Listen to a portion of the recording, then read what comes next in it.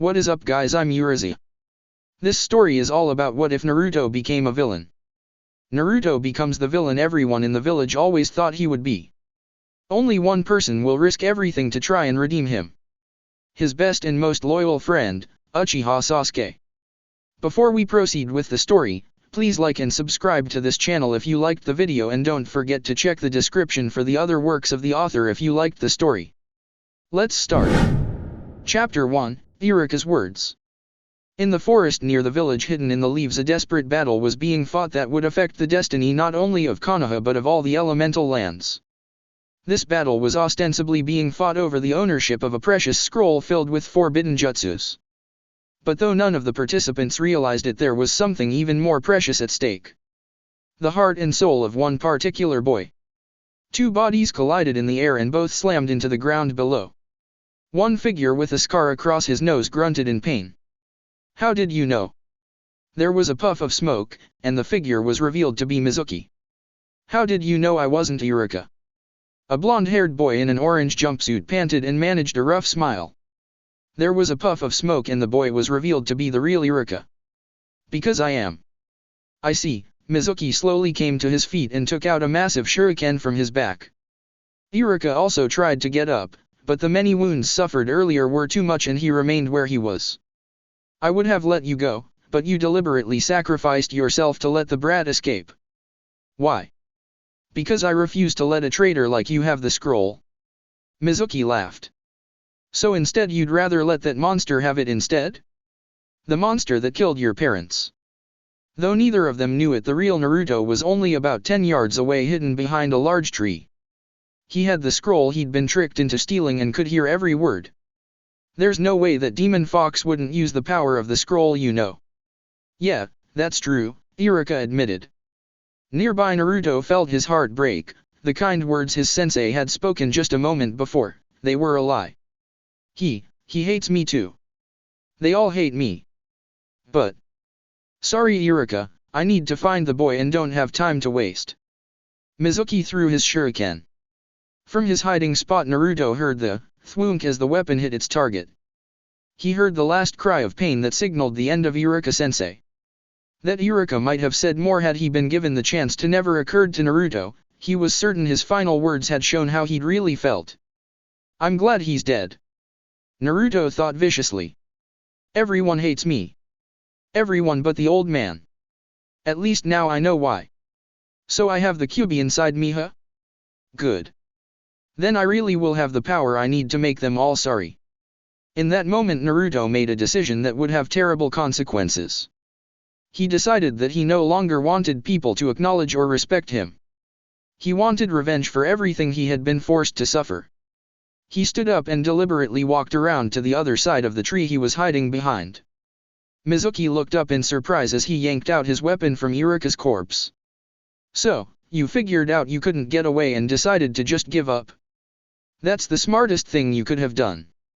Give me the scroll and I'll let you go. Liar, Naruto spat. You're just like all the rest of them. You all hate me for something that was never my fault. Mizuki laughed a bit and carefully hefted the shuriken. Well, that's true, but whether it's your fault or not doesn't really matter. You are the Demon Fox, that's all that counts. That's fine, he said and formed the ram sign. If we're enemies no matter what, then I'll just kill you. You kill me. Mizuki laughed again and took aim. I'd like to see you try. Naruto performed the hand signs he had studied with such desperate energy the last few hours. Kage Bunshin no Jutsu. Smoke filled the entire area. When it cleared there were 200 clones surrounding Mizuki. What? This is impossible. All, the Narutos grinned as just one spoke in a low voice. Is anything impossible for me? I am the Kyuubi after all. Like a wave the clones rushed forward. Mizuki beat off the first dozen but was soon overwhelmed and dragged down. The original Naruto remained calmly in place as his clones beat Mizuki to death. Miles away in the tower the third Hokage watched the scene play out. Saw Iruka's tragic end as a terrified Naruto was hidden nearby. Then witnessed Naruto come out of hiding to avenge his teacher's death. Sarutobi was surprised to see Naruto capable of such power. He was saddened to see him lose all self-control, but could understand it given the circumstances and the betrayal he'd just undergone. He had missed Naruto's final words to Mizuki. If he had heard them he would have been even more worried. As it was, things were bad enough. He sent word to his Umbu to escort Naruto and the scroll to him and to recover Mizuki's body. A short time later a sullen and quiet Naruto was in his office. Physically the boy was fine. Emotionally? Who could guess? "Naruto, I want you to tell me what happened," Sarutobi said quietly. There was no reason for him to reveal what he had witnessed. Naruto nodded and began to tell him everything, starting from the conversation with Mizuki where he had been duped into stealing the scroll. He told Sarutobi everything that had happened but was careful not to reveal his thoughts. At the end Sarutobi just stared back at the boy sadly. No, there was no way Naruto could be blamed for anything that had happened tonight. Students were taught to trust in their senseis, Mizuki alone was responsible for this night's tragedy. "You must have a lot of questions, Naruto," Sarutobi finally said. "You can ask me anything you want." What Mizuki said, was it true? Sarutobi slowly nodded. "Yes, Naruto, I am afraid it is. In order to preserve the village, the fourth Hokage had to use a special seal to lock the Kyuubi into a newborn child. You were that child. That seal that appears on your belly whenever you mild chakra is proof of that. The Yondai man knew the sacrifice you would be required to make. His final wish was that you be seen as a hero." "A hero?" Naruto said bitterly. "That didn't quite work out, did it? People have treated me like garbage all my life and I never even knew why." "Well, at least now I know." He looked at the old Hokage questioningly. "Does everyone know?" "No, shortly after you were born I passed a special law that those who knew the truth could not speak of it to any who did not. I did that with the specific hope that you would be able to have normal friendships with others of your own generation." "So you mean all the kids in my class hate me just because?" He actually laughed a little. "I don't know if that's better or worse than the ones who hate me for what I have inside me. Is it really that bad, Naruto? I always thought you had at least a few friends among your classmates." Naruto gave a vigorous shake of his head. "Some of them are less mean than others and just mostly leave me alone.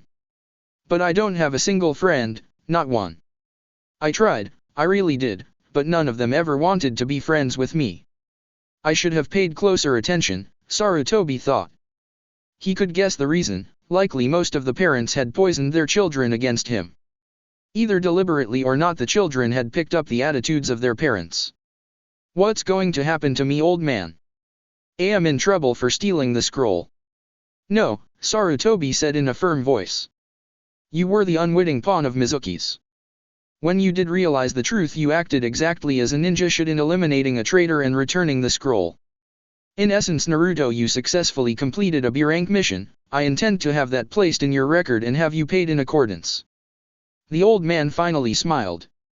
"I also intend to promote you to genin for your actions."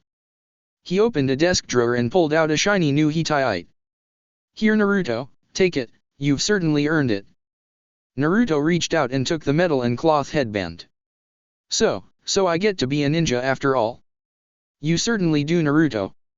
"Thank you, old man." Naruto leapt onto the Hokage and hugged him with all his might. Sarutobi looked down at Naruto's honest joy and whatever lingering doubts had been left were dispersed.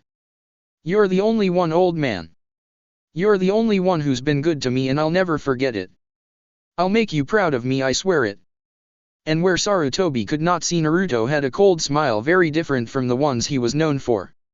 "And I'll make everyone else in this village sorry. I swear that too." Chapter 2, Meeting Sensei. After talking to the Hokage he went home and crashed at his dirty little apartment. He was trying to sort through everything in his mind and in his heart. In just one day his entire world had been torn apart. He'd failed the graduation test, been given hope by Mizuki, successfully stolen the Forbidden Scroll, mastered the Kagebunshin no Jutsu, been rescued from Mizuki by Iruka, been told the truth about what was inside of him, heard Iruka admit he really cared about him, heard Iruka admit he really didn't, heard Iruka die, killed Mizuki, and finally been promoted by the old man. It had been a pretty busy day. He removed the Hitaiite that was around his forehead so he could look at it. It was just cloth connected to a thin sheet of metal with the leaf symbol stamped on it. It was probably only worth 500 ryu, if that. But the moment he'd received it, it had become his single most precious possession. He wouldn't trade this for a mountain of gold. The third Hokage gave this to me, he said I'd earned it. I'm really a ninja now. A serious look crossed his face as he thought about that. That's right, I'm a ninja now. I can't act like a kid anymore. No more dumb pranks, no more pleading for attention, or whining about how things aren't fair. I have to stop fooling around and be really serious about things. That's the only way I'll reach my dreams. He had two dreams now. One was to make the old man really proud of him. The other was to become Hokage and make every last person in this village kneel down before him. To hell with making them acknowledge me, I'll make them worship me instead. I'll make them fear me and obey my every command. He smiled wickedly there in his darkened room. After all, I am the Kyuubi, right? The most powerful being to ever walk this earth? I'll make them worship me even if they do all hate me. When he fell asleep that night he had a dream. He found himself in the forest again. There in the clearing he found the bodies of Iruka and Mizuki, the latter was almost unrecognizable.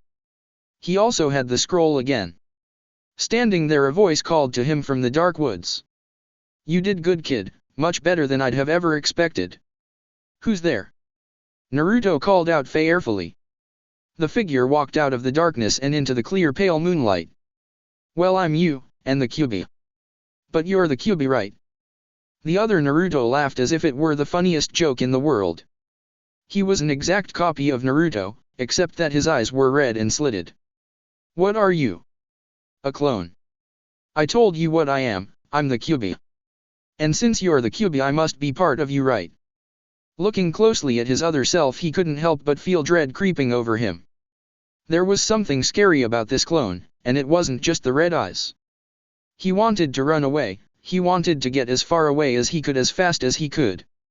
But he stamped down hard on that feeling. Ninjas didn't run away and they didn't get scared. If you're me you know what happened and what I plan to do. The other Naruto nodded gleefully. I sure do, kid, and I'm here to help. You want power? I'll give you power, and I'll help you to your goal. Naruto frowned suspiciously. If you're really a part of me, why do you keep saying you and calling me a kid? I hate that. Must be because I've been asleep so long that I haven't fully integrated with you yet, the other Naruto said smoothly. The important thing is that I represent all the Kyuubi's power and knowledge. I can help you, all you need to do is listen to my advice. Naruto wasn't sure just what to make of this other self, but he was willing to at least listen. What's your advice? First, you need to keep our knowing each other a secret. You've seen how much people hate you just for being the Kyuubi. If they find out that you've gained access to the Kyuubi's full power and knowledge they'll kill you. Naruto shivered. He'd been badly beaten many times as a child and been chased by angry mobs. It was not hard to imagine the people taking that last step and actually killing him. Alright, but how can you help me if I can't use your power? Put a frog in a boiling pot and he will jump out. But put him in a warm pot and raise the heat a bit at a time and he'll stay until he's cooked. The other Naruto smiled wickedly. Starting tomorrow you'll have a major boost in the amount of chakra you can use, and I'll keep increasing it a bit at a time. Your healing and stamina are already quite advanced, I'll boost your physical strength and agility too. Your senses will all be sharper, especially your sense of smell. I'll also help you with your memory. Here the other Naruto sighed with impatience. I can't transplant my memories to you, and anyway there isn't much there that would be useful to a human. But from here on out you won't forget things, anything you see even once you'll remember. So learn everything you can and pay attention. You can use your clones to learn even faster. Whatever your clones experience you'll remember. He nodded to the scroll the true Naruto was holding. You can start by studying that while you sleep. Huh? But why? I already learned the Kagebunshin. Idiot. He growled. There are a dozen jutsus on that scroll, all of them A or S ranked. Have you forgotten you unrolled it and looked at all of them? Of course not. I wound up studying the Kagebunshin because the rest were even more impossible to figure out. Anything I see even once I remember. That scroll is an exact copy of the real one. While you sleep you can learn those jutsus. Even if it takes a while, they will prove immensely useful to you. Naruto looked at the large scroll with sudden interest. Some of those other jutsus looked really intriguing. Especially the exploding clone and divine wind techniques. Now one last thing, don't reveal yourself to them yet. You're not strong enough. What do you mean? I mean play the happy idiot a while longer, at least until you are powerful enough to stop wearing masks. You can drop the pranks and the constant need for attention. People will expect you to be more serious now that you're considered an adult. But continue to smile and pretending you still care what others think. Grudgingly Naruto nodded. His late unlamented teacher Iruka had often told them that deception was the lifeblood of ninja. He'd survived up until now by wearing a cheerful mask. He supposed he could keep wearing it. The next day Naruto took his photo for the ninja registry and had a short meeting with the Hokage afterwards. As he was leaving, a little kid ran in shouting something about attacking the Hokage just before tripping over his own feet. Not caring, he left quickly. He found an empty piece of ground and spent most of the day using his clones to practice taijutsu. The day after, he skipped breakfast and reported to the academy one last time to receive his team assignment. Walking into the classroom, he picked up an excited buzz from the others. They were all eagerly talking to one another about their hopes for the future. No one bothered to come up to him. Climbing the steps, Shikamaru finally noticed him. Naruto, what are you doing here? Class today is only for the students who actually passed. His immediate instinct was to ask the jerk if he was blind and lazy. Instead though, he gave the other boy a wide smile and tapped his hitai. See for yourself, I did pass. Shikamaru lifted an eyebrow, then grunted and put his head back down, apparently saying anything more would be too troublesome. Naruto found an empty seat on the aisle and sat down. He noted who the other person sitting in the section was and promptly ignored him. About a minute later there was a shout from the doorway and two high-pitched voices began to shrill an argument about who had got there first. Naruto looked at the two girls. He dismissed the rude blonde and focused on the equally rude pink-haired girl. Just 2 days ago his heart would have been racing right now and he'd have been gathering up his courage to try asking her out, again. Though his heart still ached a little, he'd decided he would not waste any more time with her. He had treated her as well as he knew how to, and in return she had never even given him one kind word. Even if she had no interest in ever dating him, she could have at least done that much. Well, after today I won't have to deal with her anymore. He glanced down the table, or the gloomy princess either. Move, Naruto. I want to sit next to Sasuke. Sakura screeched at him. He gave her a wide smile and scooted his chair forward. Sure, Sakura-chan. She didn't spare him even a look. She just sat down in the middle seat and immediately began telling her uppity prince how wonderful he was. As usual, Mr. Personality ignored her. Looking at the scene, he couldn't help but feel a little jealous. Sasuke had everything he'd ever wanted and seemed to make a point of showing people that none of it mattered to him. The bastard should at least appreciate how lucky he is. Sasuke noticed his staring and deemed him worthy of a questioning glance. Naruto sent him a huge smile and Sasuke promptly ignored him again. After a while, Gecko Hayate entered the classroom with a clipboard. He was another of the teachers and familiar to all of them. Please, settle down everyone. I, will be the one assigning you to your teams and senseis. Naruto noticed he didn't say a word about why he was here doing this instead of Iruka or Mizuki. A few students wondered aloud about that, but no one thought it important enough to actually ask about. Most were just excited to find out where they were being assigned and with whom. Naruto didn't notice it, but a shy girl in the back row was looking over at him and pressing her fingers together. She was hoping she would end up on a team with him. As Hayate named the teams and the various senseis, Naruto found himself listening as excitedly as anyone else. Team 7, Hayate said.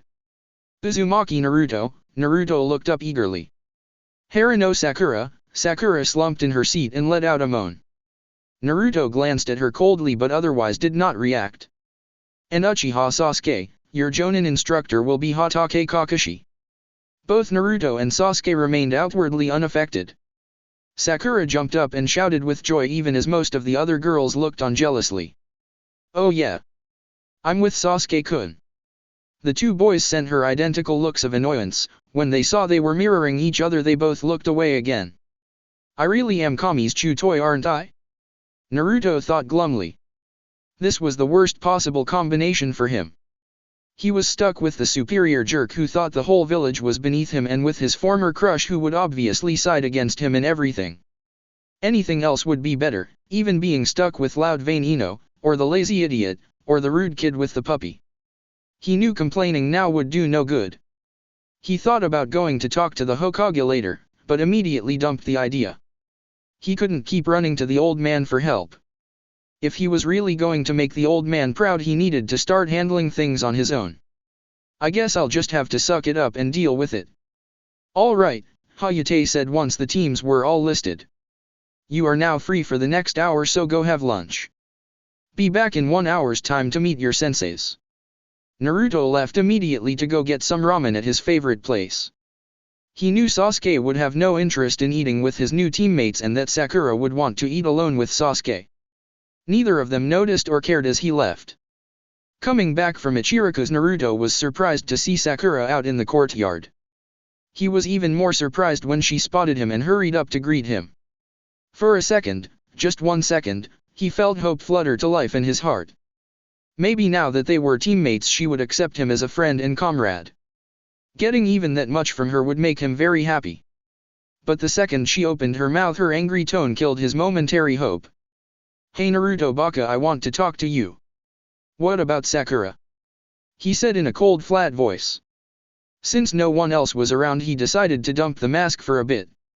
The girl actually blinked and did a double take. What did you say to me? She barked. He crossed his arms over his chest and gave his former crush a hard look. I asked you what you wanted to talk to me about. Whatever it is, just go ahead and tell me. I don't want to be late for meeting our sensei. She stared at him, not believing his reaction. He was always loud and annoying and trying to come between her and Sasuke. Where the hell had this sudden attitude come from? I want you to know that I'm going to be with Sasuke. Don't get in my way or I'll make you regret it. She'd spent the entire lunch period eating alone, hoping Sasuke would come over and talk to her. He'd actually passed by a couple minutes ago. He'd gone right past her without so much as a word. Obviously winning his love would be hard, but she was determined to do it no matter what. And part of that was making sure Naruto Baka didn't get in the way. Naruto stood there and looked at her. Sakura imagined the air around her was suddenly chilly and rubbed her arms. You know Sakura, I never realized how loud and annoying you were. What? She spat out. He walked past her. Lunch is over, don't be late. She stood there rooted to the spot, staring at his back as Naruto walked away from her. It seemed as though the idiot had finally figured out he had no chance with her. She knew she should have been happy. Without his interference, things with her and Sasuke would go much more smoothly. Yet somehow hearing Naruto be so cold to her, it hurt, just a little. She shook her head angrily. What the hell am I thinking? I'm glad Naruto doesn't like me anymore. Sasuke is all that matters. She marched back to class and tried to forget that weird feeling of sadness. They were the last ones in the classroom. All the other senseis had been waiting there to collect their teams when lunch ended. 2 hours later, though, Team 7 was still waiting. They were all sitting in different rows, about as far apart as possible. Naruto had deliberately picked a different seat when he returned. Sakura had sat beside Sasuke, of course, but as soon as the room had emptied he had turned to her and asked her to give him some room. At that point she wouldn't have minded too much if Naruto had wanted to talk to her a little, but he'd remained as silent as Sasuke. She sent a curious glance his way. Since when was Naruto like this? He'd always been filled with compliments, always eager to tell her she was pretty or smelled nice or that she was smart. Why had he suddenly stopped? When he noticed her looking at him, he deliberately looked away. Sighing, she looked back up at the clock. They'd spent the last 40 minutes sitting here in silence waiting. Looking at how apart they all were, she suddenly wondered just what sort of team they were going to be. 2 hours after all the other teams had gone, Hokage Kakashi slid open the classroom door and popped his head in. 3 young faces turned to look at him. A dark-haired boy looked utterly disinterested. A blonde was trying to smile but was clearly hiding his anger. A pink-haired girl made no effort to hide her own anger. You're late, she shouted. Ignoring her, he nodded to them. All right, Team 7, meet me on the roof in 2 minutes. He vanished before them in a swirl of wind and leaves. 2 minutes later he was facing his students on the academy rooftop. They were all staring back at him silently. My first impression, you seem a little hostile. That's because you kept us waiting 2 whole hours. Sakura shouted. Why were you so late? Beneath his mask Kakashi smiled. Oh, I would have been here on time, but a black cat kept crossing my path. Sakura's jaw dropped. Are you really a jonin? Sasuke asked dryly. Naruto continued to stare at him without comment. Tough crowd, Kakashi muttered. Well, let's begin with introductions. Tell me your names, your dreams, your likes and dislikes. Isn't it considered rude to ask someone for their name without giving yours first? Sasuke asked. The jonin shrugged. Fair enough.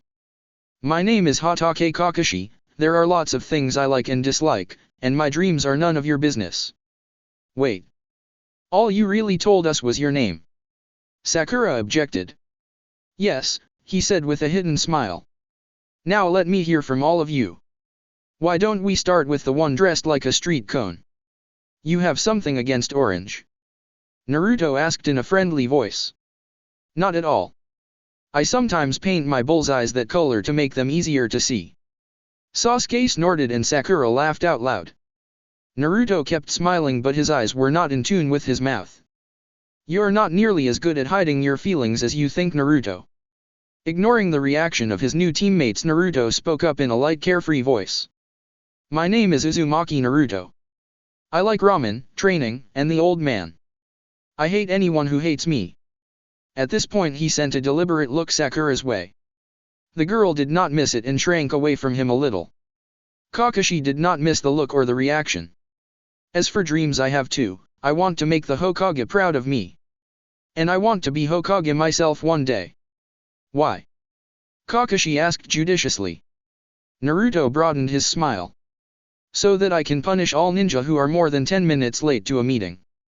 That got light laughs from both Sasuke and Sakura. Kakashi decided to let it go, but there was something about Naruto that was troubling. Now the little lady. My name is Haruno Sakura. My dream is. She looked at Sasuke and began to giggle. What I like is. She again looked in Sasuke's direction only to burst into a fit of giggles. What I hate is. She looked at Naruto and saw he looking right back. Is.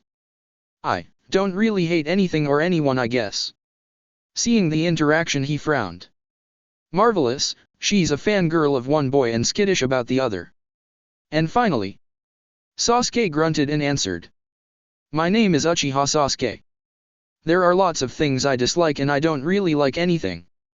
I can't really call it a dream, but I do have an ambition. I want to resurrect my clan and kill a certain man. Naruto looked at the boy and tried not to sneer. Big talk, I know what it's like to kill. About what I expected, Kakashi thought a bit sadly. Well, that was certainly enlightening. All right, we'll begin tomorrow at 6 a.m. sharp. What will our first mission be, sensei? Sakura asked. Actually, it won't be a mission, it will be a test of your survival skills. This test will pit you against me and it will determine if any of you are fit to be genin. A test? Sensei, I don't understand, Sakura said. We just had our test to be ninja a couple days ago. Chuckling, Kakashi shook his head. Oh, that? The academy graduation test is only meant to weed out the hopeless. Only a complete no talent could possibly fail it. Naruto silently clenched his fists and tightened his gaze. He was already starting to dislike this teacher. The test I'm about to give you is the one that determines if you will become ninja or not. What happens to the ones who fail? Sasuke asked. They'll be sent back to the academy for additional training, Kakashi noted gleefully. If you want to become real ninja, you'll have to prove yourselves tomorrow against me. Come to training ground 1 by 6 sharp with all your weapons and gear. Oh, and don't eat breakfast. Why not? Sakura asked. I wouldn't want you vomiting all over the place. I will see you tomorrow. He disappeared in a swirl of wind and leaves. "Hey Sasuke-kun, want to get some dinner and go over strategies with me?" "No," he said and shuffled away. "I'm passing tomorrow no matter what. I can't let these two drag me down." Disappointed, she decided to talk to her other teammate. "Say Naruto, you know I don't really hate." Naruto was already gone. That night 20 shadow clones swarmed all over Training Ground 1 while the original Naruto studied forbidden jutsu in his dreams. The Kyuubi kept careful watch and grinned. He knew it was too soon to get the brat to tear off his seal, he would need to carefully manipulate him until the time was right. But being an immortal Biju, he knew how to be patient. Chapter 3, The Bell Test. The alarm clock went off at 5:15. As Naruto woke up, he groggily made his way to the bathroom. All the bunshins he'd sent out last night had dispelled once they were done with their work. With all their memories, he now had a good idea of the Training Ground 1's terrain and all the best spots for possible ambushes. He also knew where all the things his clones had set up were. After a hot shower and getting dressed in his beloved orange jumpsuit, he packed on his supplies, including a whole bunch of brand new equipment. He then performed a jutsu. Kage Bunshin no Jutsu. 30 clones came to life, packing the tiny apartment. They fled out the door and window and raced to Training Ground 1. Naruto grinned. He had no idea what the test involved, only that it had something to do with survival training and would pit him and his new team against their sensei. Whatever happened, he intended to pass today. There was no way he was going back to the academy. He went out into the still dark morning filled with excitement. At the very center of the training ground were 3 old wooden posts. Naruto headed straight for them. Not wanting to be late, he'd gotten here a full 15 minutes early. He had also skipped breakfast as he'd been told to. He was surprised to see he wasn't the first one to arrive. Sitting cross-legged in front of the middle post, Sasuke eyed him as he entered the clearing. "Sasuke," he said with a polite nod. "Naruto," Sasuke answered. That was it for the conversation between them.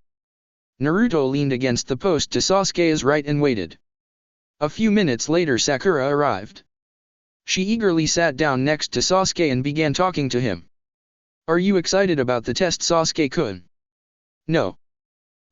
Yeah, me neither." "Do you think it will be really hard?" "Probably. Yeah, I think so too, but as long as you're here I'm sure we'll pass. Even if we have to put up with Naruto to do it." "Shut your mouth, Sakura." Both Sakura and Sasuke looked over at him in surprise. What did you say?" Sakura got up to her feet and began shaking a fist at him. She had clobbered him for a lot less than that. He looked at her with cold blue eyes and spoke with a harsh voice she had never imagined him to have. "I'm standing right here, there's no reason for you to insult me. I know I'm not your precious little Sasuke-kun, but that doesn't mean I'll be your whipping boy anymore. We're all ninja now and on the same team, start treating me with a little respect. Especially since I'm going to be Hokage one day. Like an idiot like you could ever be Hokage," she shouted. The way he'd treated her yesterday had caught her totally off guard. But having had some time to think about it, she had decided to remind him of his place. She would not be talked down to by a fool like him. Especially not in front on Sasuke. "You've been saying that for years now and I'm sick of it. You should be grateful just to be on a team with me and Sasuke.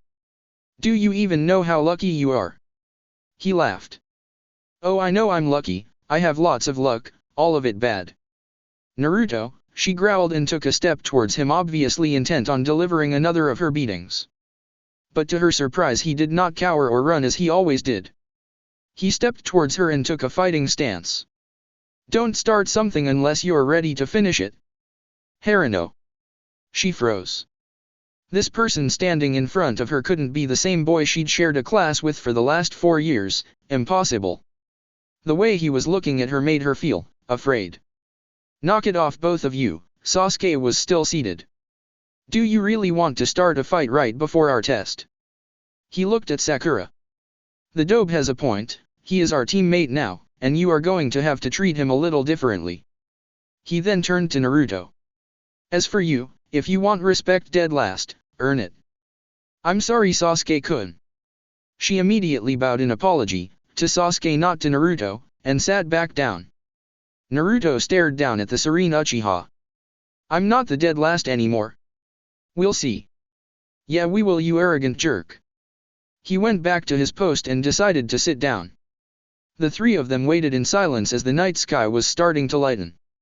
Better than 3 hours later, the sun was now well above the horizon and they were still waiting.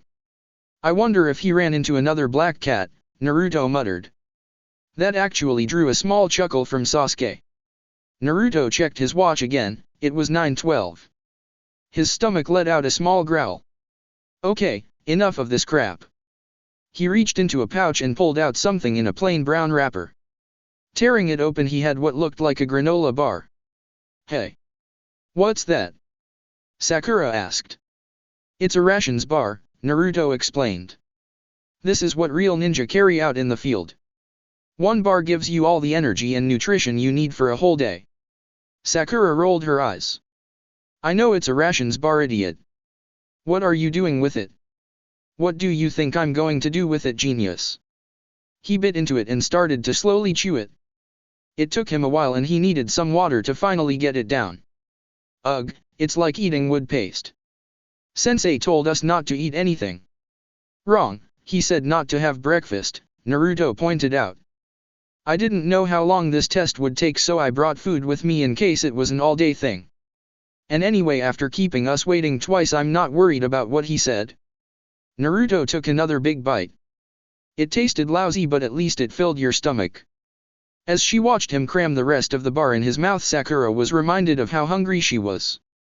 Ah, I don't suppose you have any more, do you? He looked at her knowingly. I might, why? He wants to hear me beg. Cha. Like that's going to happen. No, no reason. Naruto shrugged and drank some water from his canteen to get rid of the taste. Just before 10, Kakashi came strolling along with a large alarm clock and 2 bentos in his arms. You're late. Sakura howled and jumped up. Naruto and Sasuke came to their feet as well. Sorry, I got lost on the road of life. He nonchalantly placed the alarm clock and bentos atop the middle post and pressed down the timer. There, it's set for noon. From one of the pouches on his vest he took out 2 shiny objects on strings. Your task is to take these 2 bells from me before time expires. Anyone who fails to get a bell will be tied up and not allowed to eat a lunch. But more importantly, they will automatically fail and be sent back for remedial training at the academy. But sensei, Sakura spoke up. There are only 2 bells. Kakashi nodded his head merrily. Good observation, Sakura. That of course means that at most only 2 of you can pass this test. The 3 students all looked at one another. They had all come here assuming the test was meant for them to pass or fail as a team. Now it looked like it was every man for himself. Naruto and Sasuke were both determined to get a bell no matter what. Sakura was determined to get one with Sasuke so that their love would have a chance to survive. All 3 of them looked at each other with open mistrust. And here we go again, Kakashi thought sadly. You are free to use any weapons or techniques you know. Come at me with the intent to kill or you won't stand a chance. If we kill you, do we get in trouble? Naruto asked and sounded completely serious. Kakashi lifted an eyebrow. He knew the boy had taken out Mizuki. He seems pretty eager to kill another sensei. If you can kill me, not only will you not get in trouble but you'll be guaranteed promotion. Kakashi did not like the way Naruto grinned at hearing that. Somehow I don't think he'll have any trouble coming at me with the intent to kill. He didn't think Sasuke would have that problem either, given his serious and brooding gaze. Sakura though was already looking nervous. Well then, ready, steady, go. 4 figures leapt away and out of sight. Naruto had noticed a weakness in the Kage Bunshinjutsu. At the time the clones were created, they knew everything the original knew. Plans and detailed orders could be given without a word being spoken. When the clone vanished, the original gained all his knowledge and experience. But in the time between there was no connection between him and his clones. If he wanted them to know what he knew now, he would have to physically tell them. If he could have somehow maintained a mental connection to his clones while they existed, he could have passed on everything Kakashi had said and also fine-tuned his plans. As it was, he'd sent them out with just a general notion of what would happen. Also, he couldn't sense his own clones, he had to hope they had gotten where he needed them. This jutsu would kick even more butt if I could maintain a connection with all of them. When I start inventing my own jutsus I'll work on that. But that was for the future. Right now he needed to get one of those bells to pass this test. He closed his eyes and took a deep whiff of the air. It was hard to distinguish, but he could smell his own scent from the nearby trees. He thought perhaps 15 to 20 of his clones were nearby. As Naruto watched, Kakashi leapt down from his hiding spot and casually began to stroll along a clearing, obviously inviting attack. Naruto held back. Despite what Sakura and a lot of people thought, he wasn't an idiot. His poor grades had been the result of indifferent teachers and his own lack of interest. Now that he had decided to get serious about things, he was using his brain and not just acting on impulse. Kakashi was a jonin. In Konoha only about one ninja in every 50 achieved that rank. To have made it to such an elite status he had to have skills despite his lackadaisical attitude thus far. Know your enemy and know yourself, and in 1,000 battles you shall never be in danger. That was a quote from an ancient general that was also the 50th rule of ninja conduct. Before he attacked he wanted to see what his enemy could do. And if he knew Sasuke. Out of some nearby branches several kunai and shuriken flew. They caught Kakashi unprepared and riddled his chest and arms. Then there was a puff of smoke and a log appeared in his place. Naruto nodded, as he'd expected. Sasuke had gone ahead and attacked. The arrogant bastard probably thought he could beat Kakashi single-handed just because he was an Uchiha. As he watched, Kakashi leapt back down into the open again. This time he simply stood there. He even took out a book and seemed to be reading. Sasuke leapt down from his own hiding spot and approached him. "What are you doing?" Sasuke demanded. Kakashi glanced up from his reading material. "Oh, I just want to see how this chapter ends." "You can go ahead and attack me, it shouldn't make any difference." With a furious shout, Sasuke went at him. He delivered a series of kicks and punches that actually forced Kakashi to momentarily toss aside his book and concentrate on the fight. As he blocked a leaping kick from Sasuke, the boy was in position to reach for the bells that were now tied to his belt and just missed them. Kakashi leapt back and nodded at him with surprise. "Not bad, Sasuke, you definitely do the Uchiha clan proud, but still not quite good enough." "Sasuke!" a girl shouted. Sakura ran over to his side, a kunai in her hand. Though her knees were shaking slightly, she faced Kakashi with a determined look. "Sasuke-kun, let's get the bells together so we can stay a team." "Oh, and what about your other teammate?" Kakashi inquired innocently. "What about him?" Sakura asked. "Sasuke-kun is the only one who matters. If one of us has to fail, it should be Naruto. I don't care what happens to him anyway." Beneath his mask, Kakashi frowned. Naruto was close enough to hear every word. Her attitude didn't surprise him or hurt him. It just confirmed what he'd finally realized, that trying to befriend people was a waste of time. Sasuke looked over at her and at the way she was shaking and how she was holding her kunai. With a grim expression he stepped up beside her. "I'm sorry, Sakura." With a clean motion he delivered a hard chop right to the back of her head. Sakura gasped and dropped right in front of him. From his hiding spot, Naruto widened his eyes. "Whoa, he's even more of a bastard than I thought." If Naruto's reaction was surprise, Kakashi's was as well, with a large measure of disgust and fury as well. "What did you just do? Why did you attack your teammate?" "She's not ready to be a ninja yet," he said stoically. "It'll be safer for her to go back to the academy. If she were to fight beside me, she'd only get in my way, she wouldn't even make a decent diversion." "Oh, I see," Kakashi spoke. For some reason there was a bitter resentment in his voice. "Some teammates are worth helping and some are not. I'm an Avenger," Sasuke spoke solemnly. "I have to acquire power as fast as I can, I can't let anyone get in the way of that." Kakashi looked at him with his single eye. "I take back what I said a moment ago about you making your clan proud. You're trash, Sasuke, no, you're lower than trash." The proud Uchiha stood there for a second in shock. Then furiously started to perform hand signs. He never got a chance to finish his jutsu. Kakashi covered the space separating them in the blink of an eye and delivered a kick into Sasuke's gut that sent him flying with a cry of pain. While still in the air, Kakashi drove his fist right into the boy's face, smashing him into the ground and leaving his bloodied and unconscious. With the fight now over in spectacular fashion, the Jonin sensei did a quick check on Sasuke's pulse and Sakura's. Apparently satisfied, he walked away from where they were before again taking out his book. So I guess it's my turn now. Kakashi looked up to see he was surrounded by about 200 clones. Sighing, the sensei carefully put away his book. Yes it is, show me what you can do, Naruto. Chapter 4, The Worst. Yes it is, show me what you can do, Naruto. At those words every one of the clones grinned. In the next second a hail of kunai and shuriken came at him from all directions.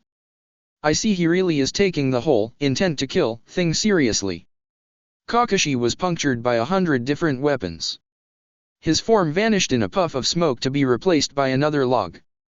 The clones halted their attacks and began looking around. From a nearby tree Kakashi noted the lack of panic on the part of the clones. Obviously he hadn't expected that opening attack to actually take him out. Kakashi had read the personnel files on all 3 of his students. Nothing in Naruto's had even hinted he was capable of this level of organization and self-control. He knew of course from the Hokage that Naruto had gained the Kage Bunshin and used it to kill the traitor Mizuki. But that didn't explain the sternness of attitude that was on display. According to his file, Naruto was hot-tempered, emotional, reckless, and overconfident. None of those personality traits were on display at the moment. Did the incident with Mizuki change him that much? Kakashi wondered. Or was he always hiding his real self? He's up there. One of the clones suddenly shouted. More kunai and shuriken forced him to leap out of his hiding place. I'm not Mizuki, you know, he said pleasantly. He took out 6 or 7 clones as he landed. I know, the original called out. He was standing in the same spot watching as his clones surged after Kakashi. That's why I'll only kill you if I have to. The clones came at him, all of them with kunai in their hands. Despite their numbers they weren't much of a threat. With superior strength, speed, and fighting ability he had no trouble taking out the clones as they got near. Dozen exploded into smoke as more came forward to take their place. Kakashi kept leaping back to make sure none of them got behind him. I'm afraid frontal attacks won't. Snap. He felt a wire break beneath his foot. He sensed more than felt the danger and leapt up just in time to avoid a tree branch swinging down. Had he been in that spot he would have been mashed against the tree trunk and probably knocked out, at the very least he'd have been hurt and slowed. You set up a trap? That's, ok. The ground he landed on gave way and he fell into a pit. Actually I set up about 50 traps, the original said smugly. Doing pranks teaches you how to prepare. Before his clones could reach the pit though Kakashi leapt out and onto a nearby tree branch. Damn it, Naruto thought. I should have filled the pit with sharpened stakes. But I didn't think it would be okay to kill him. Oh well, it can't be helped. He watched as Kakashi was again forced to jump to avoid being turned into a Pinsei. The fact he'd lost so many clones didn't matter at all. For all the Jonin's superior skill he was being pushed in the direction Naruto wanted. Kakashi again landed facing the oncoming clones. He didn't set off any traps this time. But instead 3 clones jumped him from behind. These were not among the 200 he had started with which Kakashi had kept careful track of. No, these were among the 30 he had created early this morning specifically for this reason. They held his arms momentarily in place. If he could not form hand signs he could not work a substitution and escape. Another of his clones leapt and delivered a punch to the immobilized Kakashi's face. Only to have him vanish in a puff of smoke.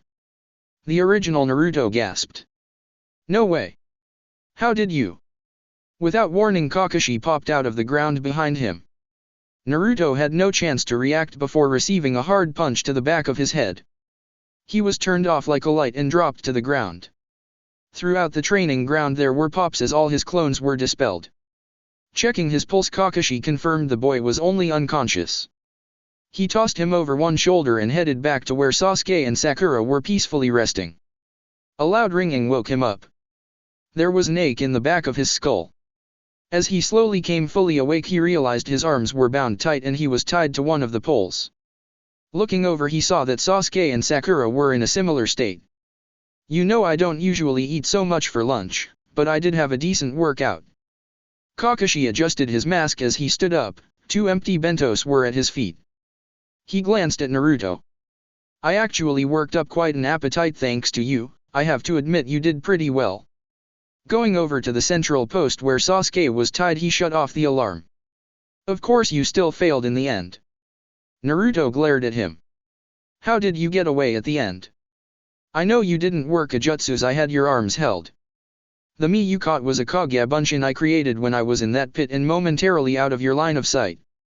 I actually worked an earth-style jutsu to get underneath you. The main mistake you made was just standing there like you did while you let your clones do the work. It pointed the real you out to me. If you hadn't done that, I wouldn't have known which you to take out. Kakashi came over to him and leaned in close. You're not as clever as you think, Naruto, Kakashi said in a low whisper just for him. Naruto looked back at him and got the definite feeling the Jonin knew a lot more than he was letting on. Sasuke was curious about what he was hearing. He'd been unconscious and completely missed Naruto's fight.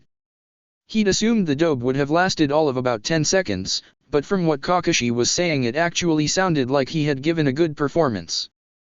That wasn't important now. I want another chance, Sasuke said in a low growl. That wasn't a fair test of my skills. Kakashi looked at him with a happy smile hidden away. There's nothing fair about a ninja's life or career, get used to it. As for another chance, you'll all get one, in 6 months once you complete remedial training. He stepped back and gave them a dramatic, thumbs down. You all fail. Not only do you fail, but I have to tell you that of the 6 teams I've been asked to test, you were by far the worst of the lot. Don't put me in the same category as Sakura and the dobe. Sasuke said angrily. I'm not like them. Well, that's true, Kakashi admitted. They aren't lower than trash. Sasuke looked furious enough to bite through his ropes. Don't call me that. I'm an Uchiha. How dare you say that to me? Being an Uchiha doesn't make you deserving of respect, Sasuke, Kakashi said sadly. Though a lot of the people of this village seem to have forgotten that. Whether you should be respected or not is based solely on what you do and not on who you are. Sasuke looked sullen but kept quiet. Tell me, do any of you even know what the purpose to this test was? Duh, to try and get the bells, of course. Naruto snapped. Wrong. The real goal wasn't to get the bells. All 3 of them looked at him blankly. Then what was it, sensei? Sakura asked in a timid voice. What had happened had completely shattered her self-confidence. Teamwork, Kakashi snapped. The entire point of this was to see if you could come together and work as a team. What do you mean work as a team? Naruto yelled. Being beaten and tied up like a pig at market was seriously irritating him. There were only 2 bells and you said from the start that only 2 of us could pass. Kakashi merely nodded. That's right, the test was deliberately set up to turn you against one another. The object was to see if any of you could overcome your own self-interests and put the need of your team first. But instead, he turned to Sakura. You decided that Sasuke was the only one worth fighting for. From your own mouth you said you didn't care about what happened to Naruto. Just because you don't personally like someone doesn't mean you turn your back on them. In your ninja career you will be assigned to all sorts of missions with different teams made up of different personalities. Are you expecting to like every single person you work with? You need to watch out for all those you work with, not just the ones you happen to like. You don't get to just pick and choose who's worthy of your help. Ashamed by this critical, and accurate, description of her, she put her head down in shame. He next turned to Naruto. Your skills are pretty advanced and as an individual ninja you did better than any other candidate I've tested before. Sasuke looked up, not believing what he was hearing. The dobe did that well? But I noticed that all your elaborate plans didn't include your teammates. Obviously you must have set up those traps before I explained the test to you. At a time when you would have assumed it was a team test with all of you passing or failing together. Did you at least try and form a plan with the others? No, he answered brusquely. And why not? Because if I'd tried to I would have just been ignored, he said bitterly. The Teme wouldn't have wanted to listen to any plan I came up with and Sakura would have just gone along with her, Sasuke-kun. Hearing the extreme bitterness in his voice, Sakura looked over at him. Have I really been that unfair? She had never ever thought about it from his side. Never stopped to think how her shouts and punches might have affected him. He was an obstacle between her and Sasuke, and that was all. But after what Sasuke had done, all her assumptions were now open to question. From what I've seen, that's probably true, Kakashi said. Sakura flinched at his judgment while Sasuke had no reaction. But you might have tried and put the team ahead of yourself. You also could have joined in with Sasuke and Sakura. Instead, you deliberately chose to stand back and watch. I wanted to see how strong you were before I made my move, Naruto said defensively. Scouting the enemy isn't a bad tactic, Kakashi said. But I can't agree with deliberately sacrificing your teammates to gain a personal advantage. He turned to look at Sasuke. And finally there is you, the Avenger. Kakashi looked hard at him. You attacked your own teammate Sasuke, for no other reason than you thought she would get in your way. Let me tell you something, Uchiha Sasuke. In the world of the ninja, those who violate the rules and laws are called trash. However, those who don't take care of their comrades are worse than trash. And that is what you are. Kakashi turned around and slowly walked away. We're done now. All of you report back to the academy tomorrow morning at 10. You will be permitted to take the test again once you complete 6 months remedial training. Sensei, Sakura called out. Aren't you going to untie us? No, any ninja should be an escape artist. You're on your own. And with that he leapt away and was gone. The ropes were so tight that they barely permitted any movement at all. Because he was stronger than he should have been, Naruto had more luck moving his arms than the others. After 10 minutes he finally got a hand on one of his kunai. After 10 more minutes he cut through one of the ropes and was able to free himself. Sasuke looked at him and didn't say a word. Naruto was not surprised. He knew Sasuke would rather die of thirst than ask anyone for help, especially not from the idiot dead last. Sakura looked over at him sadly. I don't suppose you'd cut me loose, would you? Naruto then did something that truly surprised her. He smiled and nodded. Sure, Sakura-chan, no problem. He came over and began slicing into her ropes. After only a minute she was able to wriggle free. Rubbing her arms she looked at him and lowered her eyes, feeling ashamed. Thank you, Naruto-kun. I thought you hated me. I did, he said, making her flinch a bit. But if we can, I'd like to start over. He held out his hand to her.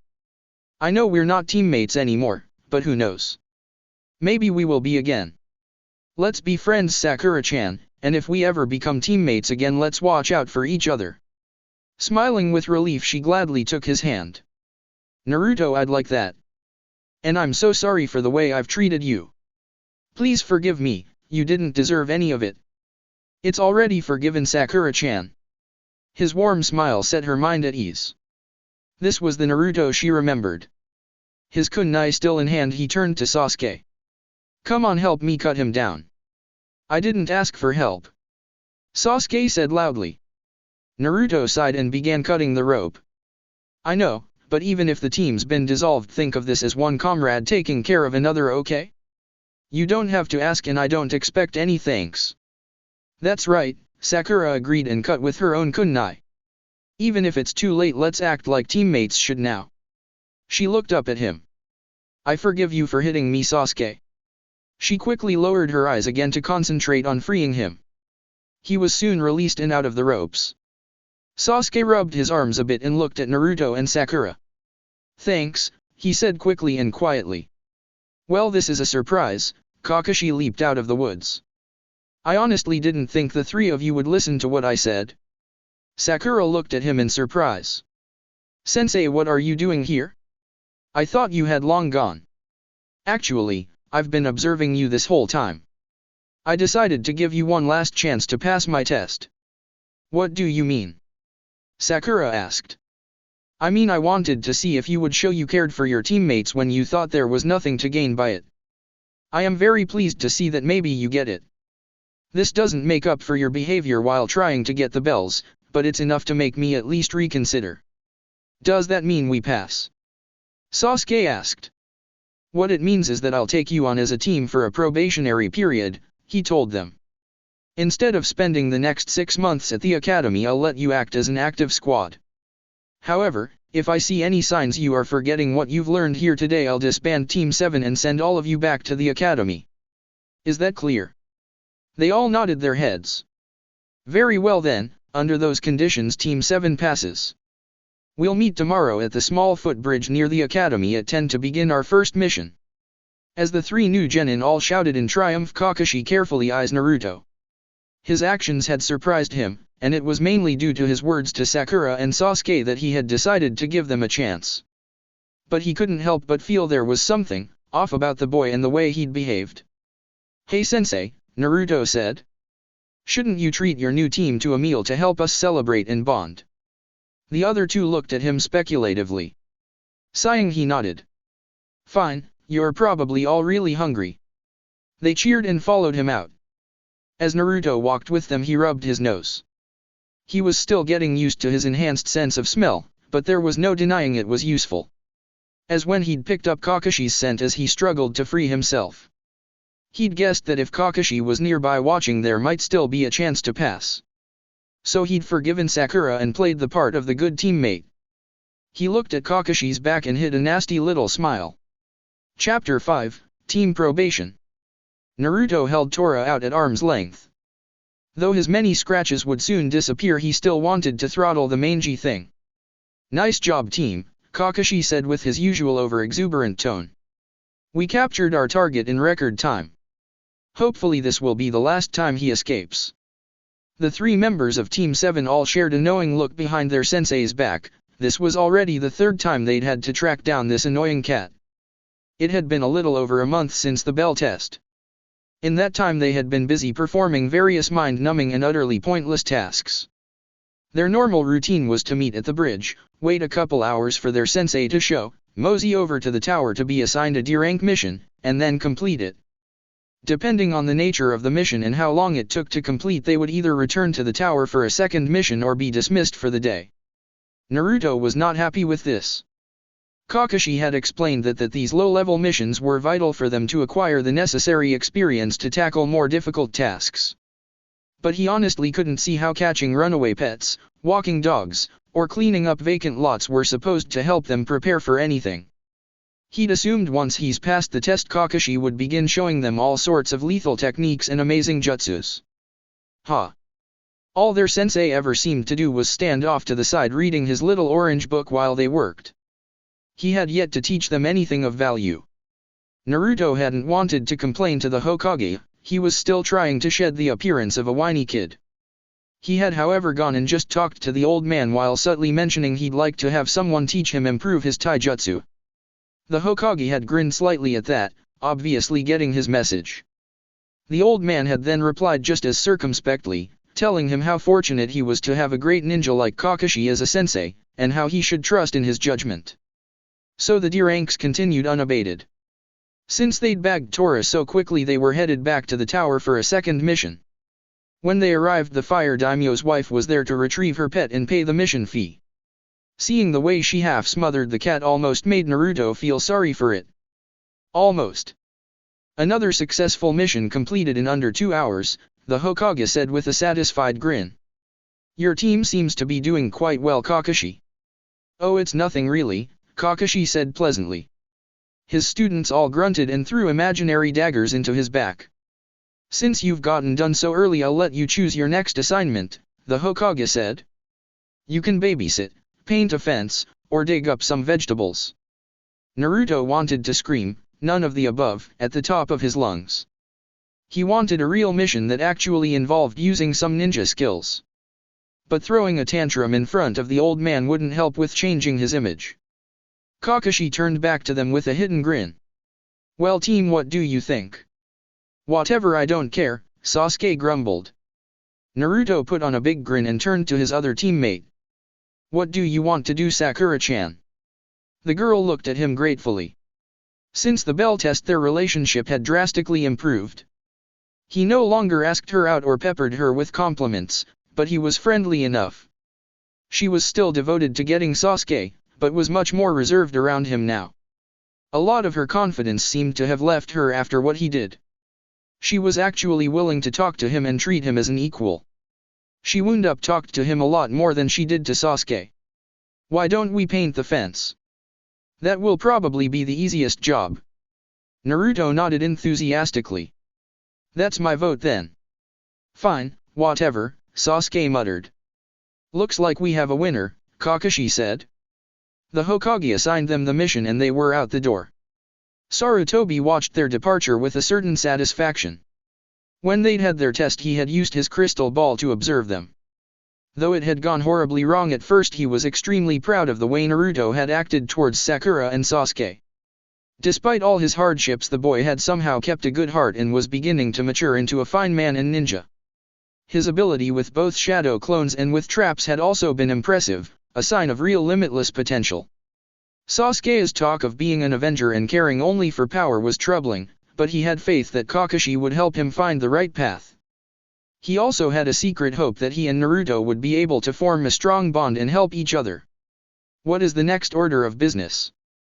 Sarutobi asked. One of his assistants scanned the papers in front of him. We still have that C-rank to wave country that needs to be assigned. Sarutobi nodded. Oh yes, the escort mission. He looked at a list of available squads. It was just a low-level C-rank, so any competent team would do. Assign Renji and his genin squad. The assistant made a note on one of his papers. Yes, Hokage-sama. The job was done in 15 minutes' time. Naruto, Sasuke, and Sakura had painted an old faded wood fence a bright shade of yellow. They'd been helped by 20 of Naruto's shadow clones. Naruto had offered to do the whole job himself, but Kakashi insisted that they all had to work. While he sat in a chair reading. When they were done, the homeowner came out and nodded his approval. He paid Kakashi the mission fee.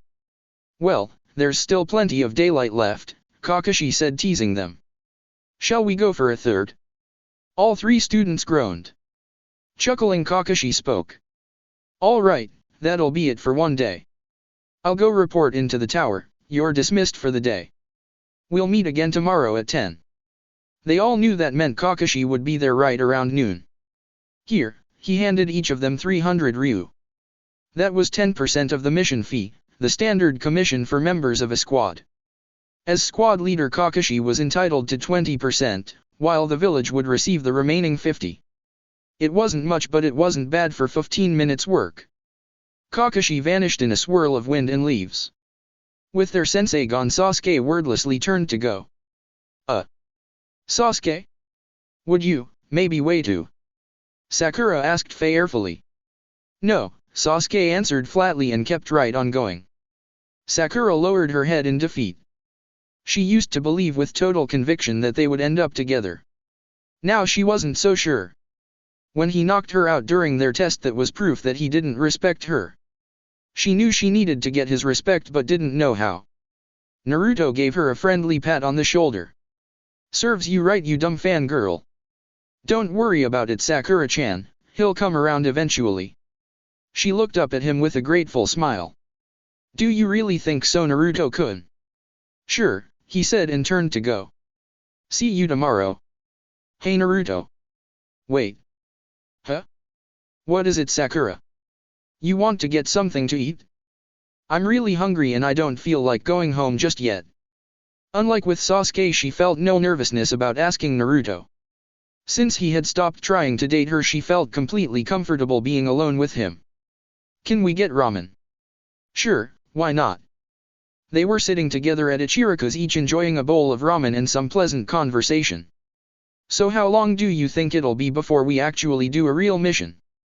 Sakura asked. About another 5 months, Naruto said morosely.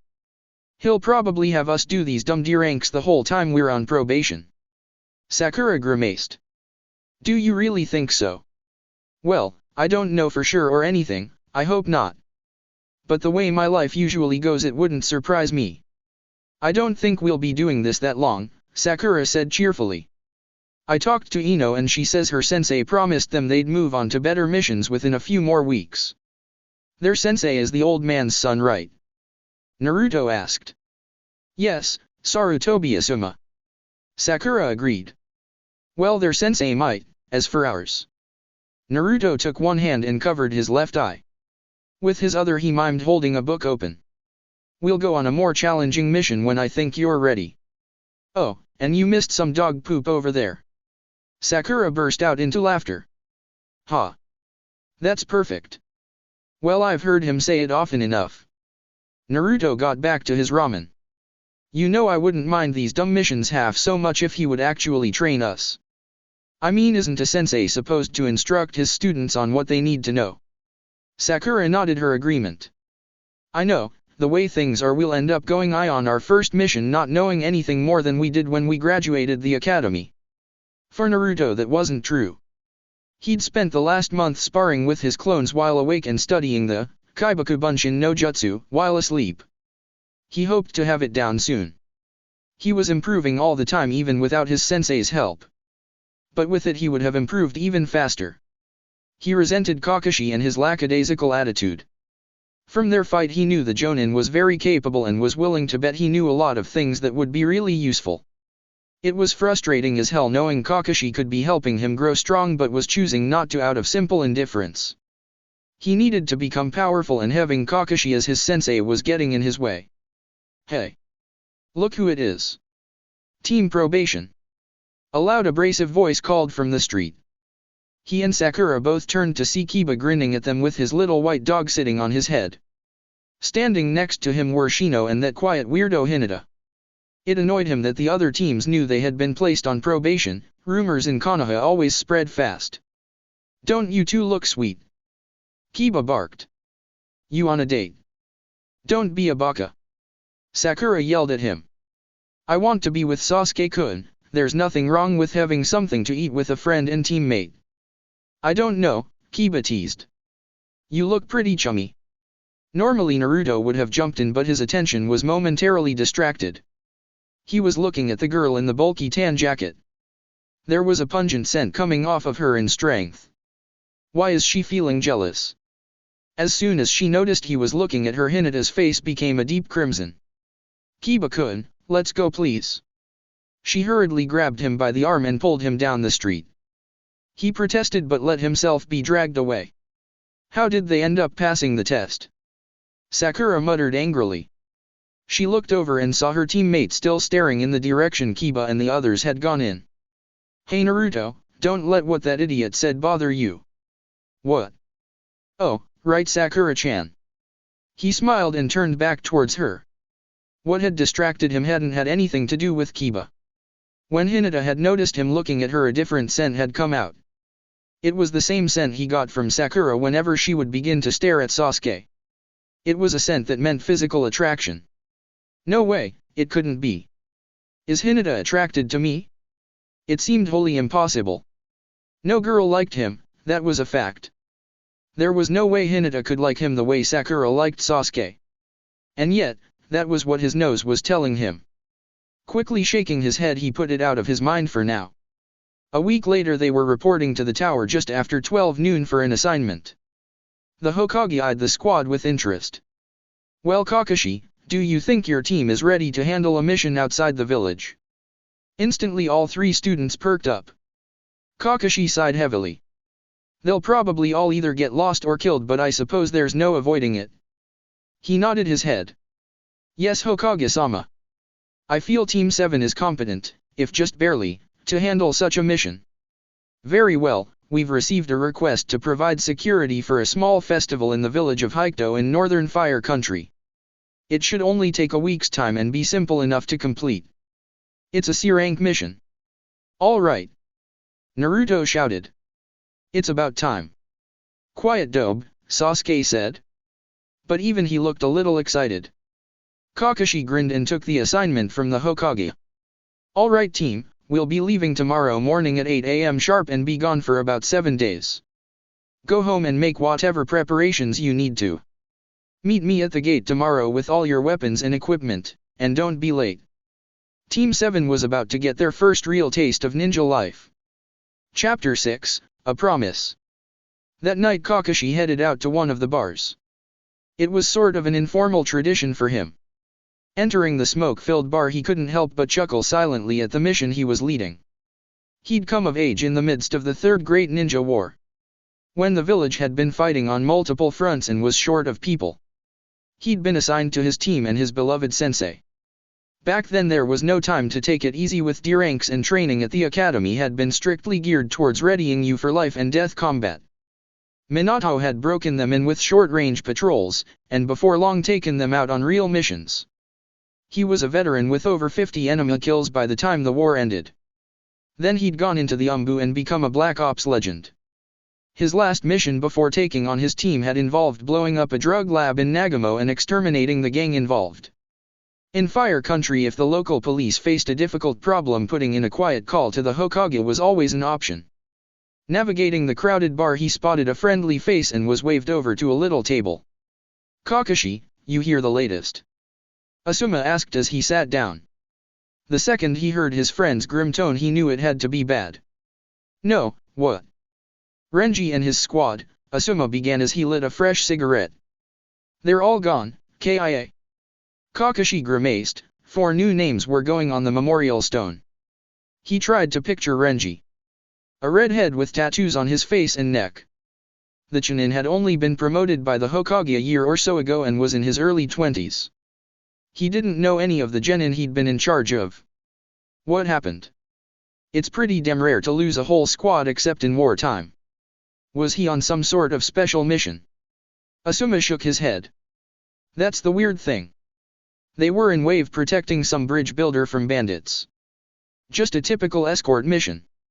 So what happened? No one knows. The Hokages sent out an Umbu squad to investigate. There were no survivors and so no witnesses. All that's known so far is they and the client were ambushed along a road near his home. Bandits? Kakashi asked, sounding doubtful. Any Chunin was a match for at least 50 well-armed men. Only a very large, or very desperate, group of outlaws would attack a squad of ninja. Doesn't look it, Asuma said and took a long drag from his cig. There were no other bodies at the scene. Kakashi nodded. Even if they were somehow caught by surprise and overwhelmed, they would not have gone down easy. Ninja then, maybe nuke nin. Asuma nodded. That's the assumption, but whoever did this was smart enough not to leave a calling card. We may never find out who was responsible. Kakashi frowned but did not disagree.